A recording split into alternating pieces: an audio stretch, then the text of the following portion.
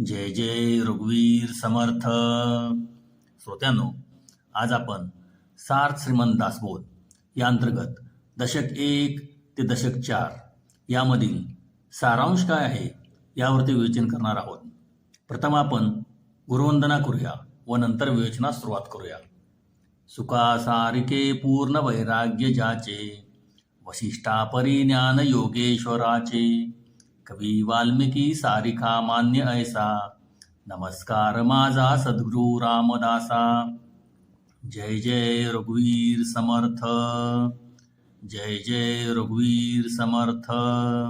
जय जय रघुवीर समर्थ. श्री समर्थांचे 2 ग्रंथ आहेत. आत्माराम हा त्यांचा पहिला ग्रंथ व दुसरा ग्रंथ हा दासबोध आहे. आत्माराम हा छोटा ग्रंथ आहे. दासबोध हा त्यांचा मुख्य ग्रंथ आहे. ग्रंथाच्या सुरुवातीसच संपूर्ण ग्रंथ कसा आहे, त्याची रूपरेषा काय आहे, त्याचे विषय काय आहेत व त्याचे फल काय आहे हे सांगितले आहे. आता आपण ग्रंथ म्हणजे काय हे पाहू. ज्याच्यामुळे आपणास परमार्थाची, भजन करण्याची, ईश्वर प्राप्तीची, परोपकाराची आवड व भावना निर्माण होते व आपल्यातील वाईट गुण घालवून जो आपणास परमार्थाचा मार्ग दाखवतो त्यास ग्रंथ म्हणतात. दासबोध हा मानवी जीवनातील सर्व संकटांना तोंड देण्यासाठी समर्थ आहे आणि माणसाची बौद्धिक श्रीमंती म्हणजे विवेक बुद्धी वाढवून प्रपंचा करत करत परमार्थ साधण्यासाठी तो सारथी आहे. मनुष्याच्या मानसिक, शारीरिक, बौद्धिक, आध्यात्मिक आणि आर्थिक अशा सर्वांगीण विकासासाठी तो सार्थ आणि समर्थ आहे. म्हणूनच त्यास सार्थ श्रीमंत दासबोध असे म्हणतात. दासबोधाची रचना ही 10 दशक आणि 20 समासात केलेली असून तो एकूण 200 समासाचा ग्रंथ आहे. या ग्रंथात गुरु आणि शिष्यांचे संवादरूपी वर्णन कथित केले आहे.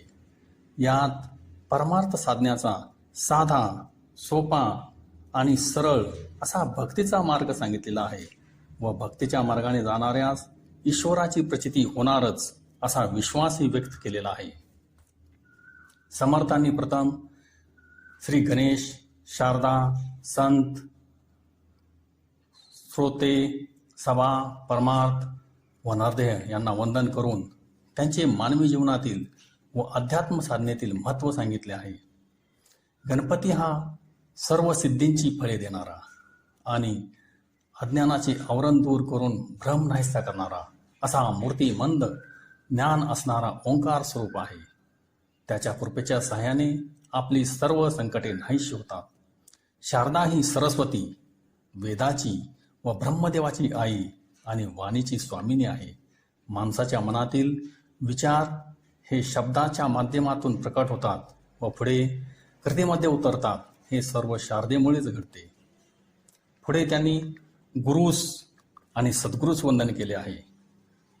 माणसाचा प्रथम गुरु माता पिता, दुसरा गुरु शिक्षक व नंतर गुरु आणि सद्गुरू येतात. अशा या सर्व गुरु आणि सद्गुरूंना आपण वंदन करूया. गुरुर ब्रह्मा गुरुर विष्णू गुरुर्देवो महेश्वरा, गुरुर साक्षात परब्रह्म तस्मै श्री गुरुवे नमः. गुरु म्हणजे मंत्रगुरु, तंत्रगुरु, जगद्गुरु, राजगुरु, कुळगुरु, विद्यागुरु असे अनेक गुरु असतात व ते आपणास सर्व ठिकाणी आढळतात. परंतु सद्गुरु हा एकच असतो. सद्गुरु आपला शुद्ध भाव ओळखून आपणास आत्मज्ञान व मोक्ष प्राप्त करून देतात व पुढे आत्मसाक्षात्कार करून जीवात्मा, शिवात्मा व परमात्मा यांची सांगड घालून देतात आणि या भवसागरातून तरुण जाण्याचा मार्ग दाखवतात. परमार्थाची वाटचाल करण्याची असेल तर गुरूंना शरण जायला हवे. समाजातील आदर्श पुरुषाला समर्थांनी संत मानलेले आहे. आपली संस्कृती ही विज्ञान प्रधान आणि अध्यात्म प्रधान आहे. विज्ञान प्रधान संस्कृतीमध्ये दृश्य विश्वाचे ज्ञान प्राप्त करून देणाऱ्या पंडितास किंवा शास्त्रज्ञास आदर्श पुरुष मानतात, तर अदृश्य आत्मस्वरूपाचे ज्ञान प्राप्त करून देणाऱ्या ब्रह्मज्ञानी पुरुषाला संत समजले जाते. मनुष्याला आत्मसाक्षात्कार हा संत कृपेमुळेच होतो. संत म्हणजे परमार्थाचा आधार. परमानंदाचे स्थान, संपूर्ण सुखमय आणि संतोषाचे मूळ असतात. संत हे अत्यंत सामर्थ्यवान, आत्मज्ञानी व दानशूर असतात. तेच आपणास मोक्षरूपी संपत्तीने श्रीमंत करून टाकतात. या दशकात समर्थांनी श्रोत्यांना परमार्थ स्वरूप समजले आहे. ते म्हणतात की दासबोध ऐकाव्यास बसलेले श्रोते हे भक्त, ज्ञानी, संत, सज्जन, गुणसंपन्न, योगी आणि सत्यवादी आहेत. ते वक्ता जे बोलेल त्याचा अर्थ बरोबर समजून घेतात. अशा श्रोत्यांना पाहिले की असे वाटते की मूर्तिमंद शांती असलेली आणि सत्वगुणाने भरलेली ऋषी मंडळी सभेला बसलेली असून त्यांच्यामुळे सभा शोभून दिसत आहे. मनुष्याच्या अंगी एक सुप्त प्रतिभा शक्ती असते. ती जागी करण्याचे काम संत आणि कवी करतात. एकदा काही प्रतिभा शक्ती जागी झाली की ती सळसळते व स्फूर्तीने ती कल्पनाशक्तीच्या जोरावर उत्कृष्ट काव्य किंवा भाषण किंवा ज्ञान म्हणून प्रकट होते. कल्पनेची नवी सृष्टी निर्माण करून माणसाच्या जीवनात नवचैतन्य निर्माण करण्याचे काम हे कवी करतात. जगातील उत्तम मूल्यांचे ऐश्वर दाखवण्यासाठी, भगवंताचे थोरपण गाण्यासाठी व अनेक प्रकारच्या कौशल्याने संतांची कीर्ती सांगण्यासाठी कवीचा जन्म झालेला असतो. कवी म्हणजे लोकावरती काव्यामृताचा वर्षाव करणारे मेघ, नवरसांनी भरून वाहणारे मोठमोठे प्रवाह व अनेक प्रकारच्या सुखांनी भरलेली सरोवरे आहेत. माणसाच्या जीवनात सभेला अतिशय महत्त्व आहे. शिक्षण, राजकारण, धर्मकारण, व्यापार, संगीत इत्यादी क्षेत्रात ज्याप्रमाणे सभेला महत्त्व आहे त्याच्यापेक्षाही अधिक महत्त्व हे परमार्थ क्षेत्रात आहे. आध्यात्मिक सभेत भगवंतावर प्रेम करणाऱ्या व्यक्तीच हजर असतात. अशा सभेत अत्यंत पवित्र असे वातावरण निर्माण होते. प्रत्येकाचे मन हे शुद्धतेच्या वरच्या पातळीवर असते व तेथे वक्ता व श्रोता काही काळासाठी भगवंताच्या भजनात डुंबलेले असतात.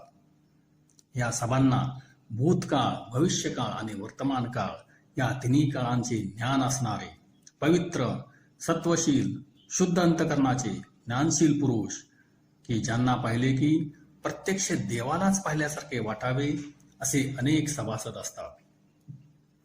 या कलियुगात सभा किंवा कीर्तन हेच सर्वात श्रेष्ठ आहेत. कीर्तने श्रवण केल्यामुळे अनेक प्रकारचे वाईट विकल्प, संशय नाहीसे होतात व मनुष्यास शांती व समाधान मिळते. दासबोधाची खरी सुरुवात ही परमार्थ स्तवनानेच होते. ब्रह्म, ब्रह्मज्ञान आणि ब्रह्मज्ञान साधना या सर्वासाठी परमार्थ हा एकच शब्द आहे. परमार्थ या शब्दामध्ये परम आणि अर्थ अशी दोन वेगळी पदे आहेत. परम म्हणजे उत्तम किंवा मुख्य आणि अर्थ म्हणजे द्रव्य किंवा संपत्ती किंवा फल. परमार्थ म्हणजे उत्तम प्रकारचे फलच आहे. मनुष्याच्या जीवनात गरजा भागवण्यासाठी त्यास संपत्ती हवी असते, परंतु ही संपत्तीची हाव त्याची कधी सुटत नाही. संपत्ती किती असली तरी त्यास आणखी हवीच असते, मग तो राजा असो किंवा कोणीही असो. परंतु त्यास शांती व समाधान कधी मिळत नाही, कारण ही सर्व संपत्ती अशाश्वत आहे. ती आज ना उद्या नाश पावणारच असते. याउलट शाश्वत संपत्ती मिळवणारे, परमार्थ करणारे संत हे अत्यंत तृप्त व समाधानी असतात. त्यांच्या पुढे त्यांना राजाची किंमत राहत नाही. म्हणूनच म्हणतात, परमार्थी तो राजधारी, परमार्थ नाही तो भिकारी.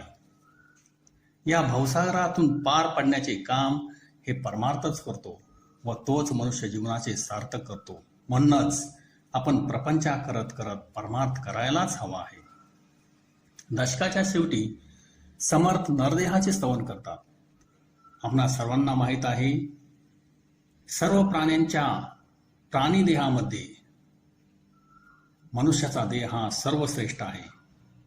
यांचे कारण म्हणजे मनुष्याचा ब्रेन किंवा मेंदू. तसे पाहिले तर हा ब्रेन सर्व प्राण्यांना असतोच, परंतु मनुष्याचा ब्रेन हा सर्वापेक्षा जास्त प्रतीचा असतो. त्याच्या बुद्धीची आणि कल्पनेची पातळी ही अति उच्च असते. त्यामुळे दृश्य आणि अदृश्य वस्तूंचा अर्थ समजणे, त्यांचे अंतरंग शोधणे, विविधतेतून एकता पाहणे, स्नाताकडून अनंताकडे झेप घेणे इत्यादी सारख्या ज्ञान प्रक्रिया हे फक्त माणूसच करू शकतो. याच्याही पलीकडे जाऊन स्वतःमध्ये व या विश्वामध्ये असणारे सच्चिदानंद स्वरूप प्रत्यक्ष अनुभवण्याचे विलक्षण सामर्थ्य हे माणसातच आहे. या नरदेहामुळे मनुष्य संत, महंत, ऋषी, मुनी, सिद्ध, साधू, ब्रह्मज्ञानी, तपस्वी, तत्वज्ञानी, ब्रह्मचारी, दिगंबर, संन्यासी इत्यादी बनू शकतो. समर्थांनी दशक 2 मध्ये मानवी जीवनातील प्रमुख लक्षणे कोणती आहेत आणि भक्ती कशी करावी किंवा कशी असावी हे सांगितले आहे. मनुष्याच्या जीवनात प्रामुख्याने मूर्ख, पडतमूर्ख, कुविद्या, सुविद्या, उत्तम गुण, रज, तमो, सत्वगुण, विरक्ती आणि भक्ती यांचा समावेश असतो. परमार्थ साधने किंवा आत्मज्ञान करून घेणे हे मानवी जीवनाचे खरे ध्येय आहे आणि यासाठी नरदेहच अत्यंत उपयोगी आहे. माणसाच्या जीवनातील अज्ञान नाहीसे करण्यासाठी समर्थांनी दासबोधाची रचना केलेली आहे. अज्ञानी माणसांच्या वागण्यात अज्ञान प्रगटपणे आढळते. यासाठी मूर्ख, पडतमूर्ख, कुविद्या, सुविद्या, रजोगुण व तमोगुण यांच्या आचरणाचे सविस्तर वर्णन केलेले आहे. प्रापंचिक माणसे ध्येयबुद्धीत वावरतात. ध्येयबुद्धी एकदम नाहीशी होत नाही. त्यासाठी नीतीचे आचरण आणि वैराग्याचा अभ्यास असे दोन्ही आवश्यक असतात. म्हणून सद्विद्या, सत्वगुण आणि विरक्त यांची लक्षणे सांगितली आहेत. आत्मज्ञानाचे ध्येय डोळ्यासमोर ठेवले, सत्वगुणांचा विकास केला आणि विरक्ती अंगी आणली तरच परमार्थ साधना नीट चालते. त्यामुळे परमार्थ साधनेचा पाया या दशकात समर्थांनी घातला आहे. मानवी जीवनात मूर्ख किंवा मूर्खपणासारखे वागणारे पुष्कळ लोक आपणास पाहावयास मिळतात. असा माणूस अत्यंत स्वार्थी असल्यामुळे सगळे जग हे माझ्यासाठीच, माझ्या सुखासाठीच आहे असे समजतो आणि मी व माझे या पलीकडे त्यास दुसरे काही सुचत नाही किंवा दिसतही नाही. मी देहच आहे या कल्पनेमुळे तो देह सुखासाठी सारखा हपापलेला असतो. तो जीवनात धर्म, नीती, न्याय यांची कोणतीच मर्यादा बाळगत नाही. अनीतीने व लोभापायी तो अत्यंत संपत्ती मिळवतो व निंदनीय प्रकारांना सहज अंगी बाळगतो. त्यास आई वडील, गुरु, देव यापैकी कोणीच पूजनीय वाटत नाही. ईश्वरास तर तो पूर्णपणे विसरलेलाच असतो. पण कधी काळी देव आठवला तर तो प्रपंचात भोग कमी पडला म्हणून देवालाच दोष देत असतो. जो माणूस स्वतः शाणा बनवतो आणि मूर्खपणाने वागतो, ज्याच्या जीवनात विचार आणि आचार, ज्ञान आणि क्रिया, ध्येय आणि साधन यामध्ये समजून उमजून विरोध आढळतो, कामवासना, पैसा आणि अलौकिक यांच्या अधीन जातो, जो कशालाच आणि कोणालाच मानत नाही व जो बोलतो एक आणि करतो दुसरेच, जो आपल्या प्रपंचासाठी परमार्थ वापरतो आणि अखेर ना धड प्रपंच ना परमार्थ अशी ज्याची अवस्था असते त्यास पडत मूर्ख म्हणतात. आता आपण कुविद्या आणि सुविद्या या लक्षणांचा विचार करू. कुविद्या लक्षणे म्हणजेच अवलक्षणे, हीन किंवा वाईट लक्षणे. ही लक्षणे सुसंस्कृत माणसास न शोभणारी आहेत. हे लक्षात ठेवले की त्याचे अधिक वर्णन करण्याची आवश्यकता भासत नाही. याच्या उलट सद्विद्या किंवा सुविद्या ही लक्षणे असतात. सद्विद्या लक्षणे ही शुद्ध व चांगली लक्षणे आहेत. सद्विद्येचा पुरुष हा उत्तम पुरुष असतो. तो अतिनिष्ठावान, सर्वगुण संपन्न, प्रेमळ, शांत, दयाशील आणि नम्र असतो. तो कोणत्याही कार्यासाठी मनापासून झटतो. चांगल्या गुणांचा आपण विचार केला तर ते गुण आपणहून आपल्या अंगी येतात. नीतीचे आचरण, धर्माचे पालन आणि व्यवहाराचे जतन केले तर प्रापंचिक माणसाची ध्येयबुद्धी सहज आवरली जाते. ध्येयबुद्धी टाळण्यासाठी उत्तम गुण आपणास नीटपणे समजावयास हवे आणि हे उत्तम गुण नीट समजले तर प्रपंच व परमार्थ साधण्यास लागणारे सर्व ज्ञान आपणास होईल. उत्तम गुण पुरुष हा अतिसुंदर आणि चतुर, बलवान आणि शांत, श्रीमंत असून उदार, महाज्ञानी असून उत्तम भक्त असतो, मोठा विद्वान असून तो सज्जन असतो. असे असंख्य गुण हे उत्तम पुरुषात किंवा आदर्श माणसात असतात. अशा गुणातील एक गुण जरी कोणाच्या अंगी असेल तर तो थोरपणा गाजवतो. मग ज्याच्या अंगी असे पुष्कळ गुण आहेत त्याचा मोठेपणा किती असेल याचा विचार आपणच करावा. आता आपण रज, तमो आणि सत्वगुण यांचा विचार करूया. माणूस म्हणून सर्व माणसे जरी सारखी असली तरी प्रत्येक माणूस हा 3 गुणांचा बनलेला आहे. हे 3 गुण म्हणजेच सत्व, रज आणि तमोगुण. यापैकी सत्वगुण हा उत्तम गुण आहे. शांती, समाधान, निस्वार्थीपणा, प्रेम व ज्ञान हे सत्वगुणामध्ये येते. तर धडपड, खटपट, उद्योगीपणा, वासना व लढाऊ वृत्ती इत्यादी रजोगुणात येतात. आणि निद्रा, स्तुती, मोह व जडत्व इत्यादी तमोगुणात येतात. प्रत्येक जणामध्ये हे 3 गुण असतात, परंतु त्यापैकी एक गुण इतर 2 गुणापेक्षा वरचढ असतो. त्या वरचढ गुणाप्रमाणे माणूस हा सत्वगुणी, रजोगुणी व तमोगुणी मानला जातो. हे 3 गुण शक्तिरूप आहेत. शक्ती ही स्वतः चांगली नाही आणि वाईटही नाही. वापरणारा तिचा कसा उपयोग करून घेतो त्यावर ती चांगली किंवा वाईट परिणाम घडवून आणते. या त्रिगुणामध्ये पुन्हा शुद्ध आणि शबल असे 2 प्रकार आढळतात. देहबुद्धीचा पगडा बसलेल्या स्वार्थी जीवनात शबल गुण दिसतो, तर आत्मबुद्धीचा पगडा बसलेल्या निस्वार्थी जीवनात शुद्ध गुण आढळतो. देहबुद्धीचे किंवा देहाभोवती केंद्रित झालेले जीवन म्हणजे प्रपंच आणि आत्मबुद्धीचे किंवा देवाभोवती केंद्रित झालेले जीवन म्हणजे परमार्थ. त्रिगुणाचे प्रापंचिक रूप हे शबल तर पारमार्थिक रूप हे शुद्ध असते. पुढे समर्थांनी विरक्त म्हणजेच वैराग्य संपन्न पुरुषाची लक्षणे सांगितली आहेत. भक्तिमार्ग व ज्ञानमार्ग या दोन्ही मार्गामध्ये मन हे दृश्य वस्तूंच्या कचाट्यातून बाहेर पडते आणि मनाच्या या अवस्थेलाच वैराग्य असे म्हणतात. वैराग्य संपन्न झाल्या वाचून परमार्थ साधता येत नाही. माणसाच्या अंगी विरक्त गुण किंवा वैराग्य आले की त्यास उत्तम गुण किंवा सत्वगुण प्राप्त होतात. या समासात समर्थांनी भक्ती मार्गही सांगितलेला आहे. आपण मनुष्य म्हणून जन्मास आलो, त्याचे काहीतरी फळ पदरात पाडून घ्यावे. असे जर नाही केले तर आपला जन्म वाया जातो व आपला देह केवळ धरतीचा भार बनतो. त्यामुळे आपली शक्ती असेल त्याप्रमाणे आपले मन आणि धन भगवंताकडे वळवावे. आता भक्ती मार्ग का धरायचा हा एक प्रश्न आपणास पडतो. तर त्याचे कारण असे की कोणत्याही भौतिक गोष्टीमुळे मिळालेला आनंद हा क्षणिक असतो. कारण ज्या गोष्टीमुळे आपणास आनंद मिळतो, उदाहरणार्थ गाडी, घर, व्यवसाय या सर्व गोष्टी नाशवंत आहेत, आसार आहेत. त्यातून मिळालेला आनंद हा शाश्वत नाही. शाश्वत आनंदासाठी भक्तीच सार आहे. यासाठी कायावाच्या मनाने आणि पान, फूल, फळ किंवा पाणी यापैकी काहीही कृष्णार्पण वस्तू म्हणून भगवंतास अर्पण करावे व त्याची पूजा करावी व आपल्या जीवनाचे सार्थक करून घ्यावे. या दशकामध्ये समर्थांनी मानवी जीवनाची मूळ समस्या कशी असते त्याचे वर्णन केलेले आहे. जगातील सर्वसामान्य माणूस जन्मभर सुखासाठी धडपड करतो. त्याच्या वाट्याला सुख तर येतच नाही, परंतु दुःख मात्र पुष्कळ प्रमाणात आणि अनेक प्रकारांनी त्यास भोगावे लागते. हे असे का? याचे उत्तर असे की माणूस भलतेच ध्येय नजरेपुढे ठेवून आपले जीवन त्याच्याभोवती केंद्रित करतो. परिणामी त्याला दुःख भोगल्याशिवाय गत्यंतर नसते. भगवंताचे ध्येय ठेवणे हाच दुःखापासून मोकळा होण्याचा एकमेव उपाय आहे. माणसाच्या जन्माची 3 वैशिष्ट्ये आहेत. ती अशी की पहिले म्हणजे माणसाला मीपणाची जाणीव आहे.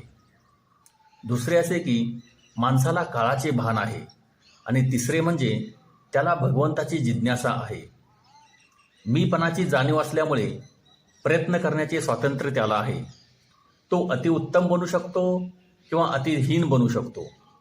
माणूस काळाचा विचार करतो म्हणून त्याला मृत्यूची जाणीव होते आणि त्या जाणीवेमधून त्याचे ज्ञान वाढते. आणि माणसाला भगवंताची जिज्ञासा असल्यामुळे तो निस्वार्थीपणे जगावर प्रेम करतो. या 3 गोष्टीवर समर्थांनी आपले विचार या दशकामध्ये स्पष्टपणे मांडलेले आहेत. जन्मापासून मानवी जीवनाची सुरुवात होते आणि मृत्यूमध्ये त्याचा अंत होतो. जन्म म्हणजे दुःखरूपी वृक्षाचा अंकुर होय. वासना हे जन्माचे बीज आहे व दुःखाचे मूळ कारण तीच आहे. परंतु वासना ही सूक्ष्म व गुप्त असते. जन्म तिचे दृश्य रूप होय. अंकुर हा आरंभ आहे. तो जसजसा वाढतो तसतसे त्यातील दुःख प्रगट रूप धारण करते. तात्पर्य असे की जन्म हाच साऱ्या दुःखाचे मूळ कारण आहे. प्राणी जन्माला आला की त्याला दुःखाच्या आगीचे चटके बसतात. म्हणून शक्य तितक्या लवकर माणसाने स्वतःचे कल्याण करून घ्यावे. प्रापंचिक माणूस हा मूळचा स्वार्थी असतो. त्याच्या स्वार्थाची अंगे सारखीच असल्याने त्यातून जन्म पावणाऱ्या समस्या सर्व काही समाजात सारख्याच असतात. स्वार्थ साधण्याचे मार्ग मात्र त्या त्या काळाच्या विज्ञान प्रगतीवर आणि एकंदर सामाजिक परिस्थितीवर अवलंबून असतात. उदाहरणार्थ, रोगाला उपचार करण्याच्या पद्धती किंवा पैसे मिळवण्याचे मार्ग फक्त बदलत जातात. मानवी जीवनात दुःख आहे याबद्दल कोणाला संशय येणे शक्य नाही. या दुःखाचे आध्यात्मिक, अधिभौतिक आणि अधिदैविक असे 3 प्रकार आहेत. आता दुःख म्हणजेच ताप होय. यातील मुख्य कारण असे की पिंड आणि परिस्थिती यांच्या परस्पर क्रियाप्रतिक्रियांनी जीवन चालते. आईच्या पोटात आल्यापासून जीवाचा परिस्थितीशी संबंध येतो आणि देह सुटेपर्यंत तो राहतो. पिंड व परिस्थिती यांच्या खेचाखेचीत पिंडावर जे प्रतिकूल आघात होतात त्यांना ताप असे म्हणतात. जन्मास आलेला कोणी माणूस या 3 तापांच्या कचाट्यातून सुटलेला नाही. माणसाला दुःख नको असते तरी ते भोगावे लागते. या 3 तापांचे सविस्तर वर्णन या दशकात केलेले आहे. या विश्वामध्ये जन्म आणि मृत्यू हे एकमेकांना सोडून राहू शकत नाहीत. आत्मस्वरूपाच्या विस्मृतीमध्ये राहणाऱ्या जीवाला आनंदाची तहान लागते. आनंद मिळण्यास साधन हवे म्हणून जीव देह निर्माण करतो. ज्या घटकापासून देह तयार होतो त्यांना झीज असल्यामुळे कालांतराने आनंद देण्यास देह लायक उरत नाही. तेव्हा जितक्या सहजपणे जीव देह धारण करतो तितक्या सहजपणे तो देहातून बाहेर पडतो. या बाहेर पडण्याला मृत्यू असे म्हणतात. जीवाच्या इतिहासात जन्मकाल आणि अंतकाल दोन्ही फार महत्त्वाचे मानतात. दोन्ही प्रसंगी जीव अव्यक्त आणि व्यक्त यांच्या संधीत असतो. जन्माच्या प्रसंगी जीव अव्यक्तामधून व्यक्तामध्ये उतरतो, तर मृत्यूच्या प्रसंगी तो व्यक्तातून अव्यक्तामध्ये परत जातो. हे दोन्ही फार महत्त्वाचे संधिकाल असतात. त्यापैकी जन्माच्या वेळची संधी जीवाच्या शक्तीपलीकडे असते. जीव तेथे वासनेच्या अधीन राहतो. पण मृत्यूच्या वेळची संधी मात्र तो स्वाधीनपणे साधून आध्यात्मिक प्रगतीच्या वरच्या पायरीवर खात्रीने चढू शकतो. मानवी जीवनात माणूस जीवन जगतो. त्यामध्ये आपल्यासाठी थांबणारे किंवा आपली वाट पाहणारे असे काही नाही.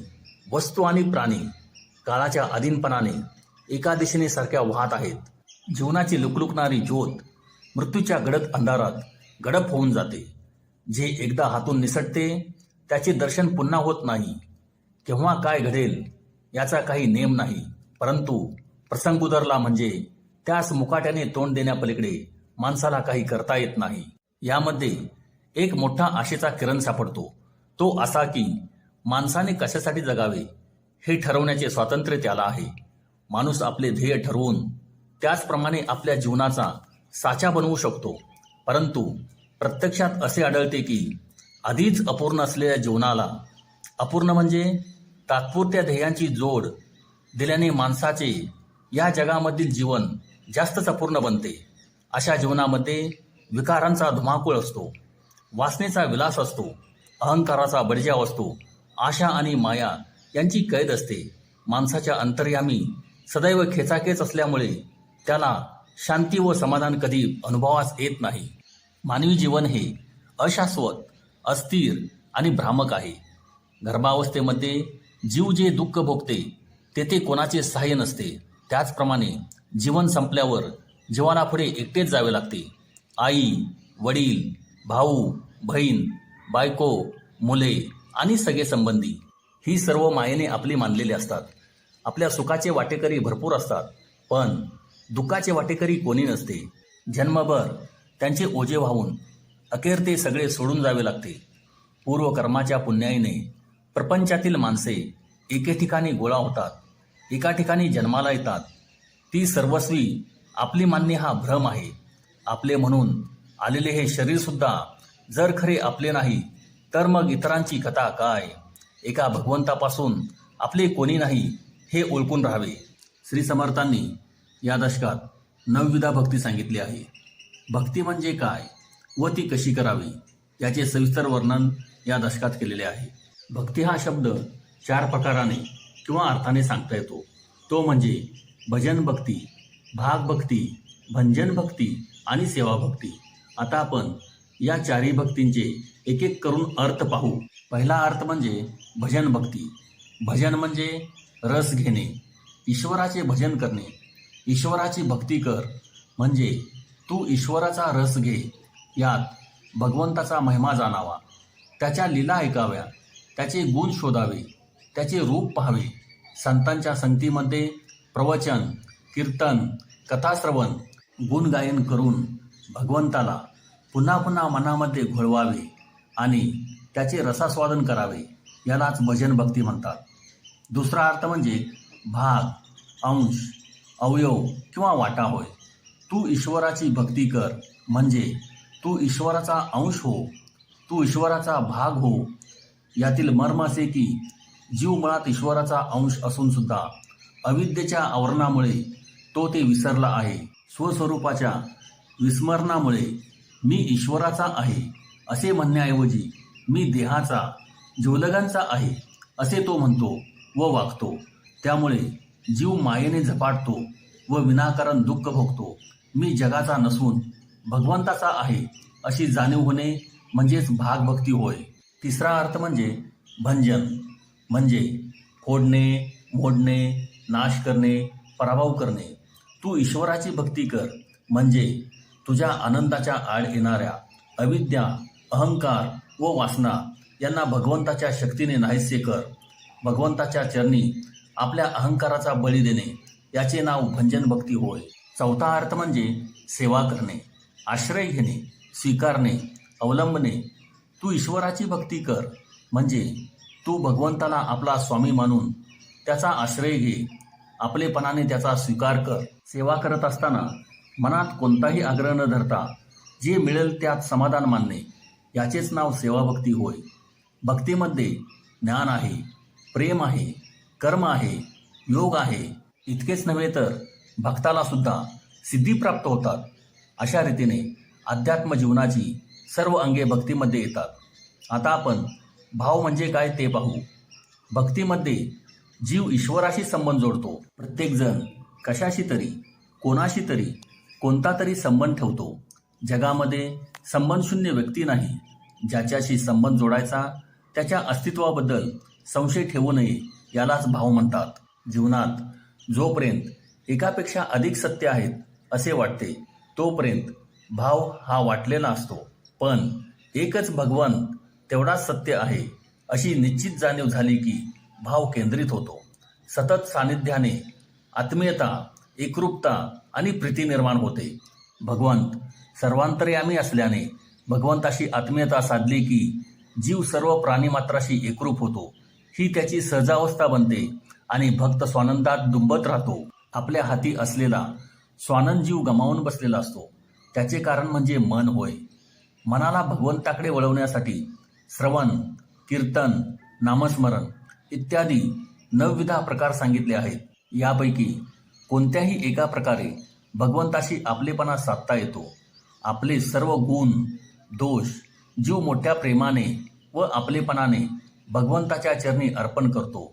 अशी शरणागत अवस्था म्हणजेच एक दिव्य जीवन असते. त्यात अत्यंत आपलेपणा असल्याने जीवाच्या अंतःकरणात प्रेमाचा झरा वाहू लागतो. ईश्वराच्या स्वाधीन झाल्याने जीव निर्भय होतो. जीवाला स्वतःचे काही न उरल्यामुळे भगवंताचे गुण, कर्म व स्वभाव जीवाच्या जीवनात दिसू लागतात. त्याची वागणे भगवंताच्या संकल्पानुसार होऊ लागते व कामनेची निवृत्ती, प्रेमाची प्राप्ती, ज्ञानाची दीप्ती, कृपेची शक्ती आणि साक्षात्काराची पूर्ती एकदम त्याच्या जीवनात विलसू लागते. अशा प्रकारे गुरु शिष्य संवाद रूपी दशक 1 ते दशक 4 यातील सारांशाचे विवेचन इथे संपन्न होत आहे. आपण सर्वांनी पुढील विवेचनापर्यंत हे विवेचन ऐकत राहा व सदैव सुखी, समाधानी, समृद्ध आणि आनंदित राहा. जय जय रघुवीर समर्थ. धन्यवाद.